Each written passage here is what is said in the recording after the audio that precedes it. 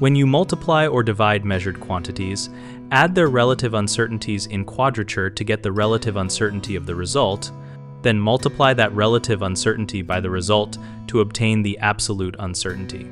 Think of relative uncertainty as the size of the error compared to the measurement, like saying 50% of 10 is 5. To find the uncertainty when you multiply or divide, first turn each absolute uncertainty into a fraction of its value by dividing the uncertainty by the measurement, then square each of those fractions, add the squares together, take the square root of that sum to get the combined relative uncertainty, and finally multiply that relative uncertainty by the calculated product or quotient to find the absolute uncertainty. For example, if you multiply two numbers, each with its own percent error, you do the math with the relative errors rather than the absolute errors, so the final uncertainty scales correctly with the result. This method assumes the errors are independent and random, which is common in laboratory measurements.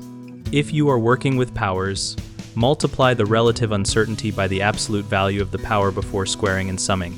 A common mistake is adding absolute uncertainties directly when quantities are multiplied, which overestimates the error, so always convert to relative uncertainties first.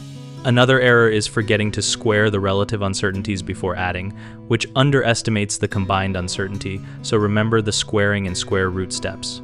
People also sometimes forget to multiply the final relative uncertainty by the result to get the absolute uncertainty, so always convert the final relative value back to an absolute uncertainty by multiplying by the calculated measurement.